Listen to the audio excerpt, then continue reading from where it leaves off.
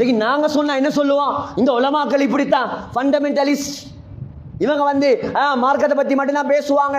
இந்த காலத்துல ஜோலி பண்ணாம எந்த காலத்துல ஜோலி பண்ற, இந்த காலத்துல மியூசிக் கேட்காம எந்த காலத்துல மியூசிக் கேட்கிற, அதையும் கேட்காத இதையும் கேட்காத, அதையும் பார்க்காத இதையும் செய்யாத, எல்லாத்தையும் தடை போட்டுக்கிட்டே இருந்தா நாங்க எப்படி வாழ்ற? நாங்க சொன்னா தான் அவங்களுக்கு மட்டமா விளங்கும்.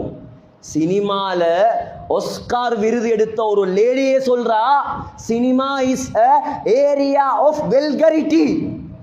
இது நான் சொல்ற வார்த்தை அல்ல, இது சினிமால ஆஸ்கார் எடுத்த பொம்பளை, ஆஸ்கார் விருது எடுத்த பொம்பளை சொல்றா, சினிமா இருக்குது உலகத்துல ஆக கேவலங்கட்ட கேடுகட்ட ஒரு ஏரியா தான் சினிமா.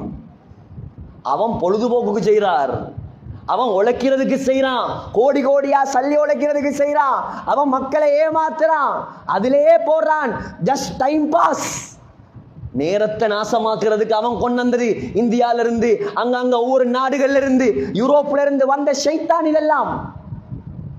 அவனுக்கு வாழ்க்கையை இவன்ட வாழ்க்கையா மாத்துறாரு.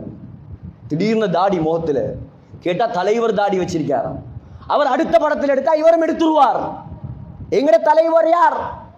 எங்கட தலைவர் யார்? இந்த வாலிப சமுதாயம் யாரை பின்பற்றணும், யாருக்கு பின்னால போகணும்? இஸ்லாத்தில் எதை விட்டார்கள் ஸல்லல்லாஹு அலைஹி வஸல்லம்? நடப்பதற்கு சொல்லி தரவில்லையா உனக்கு?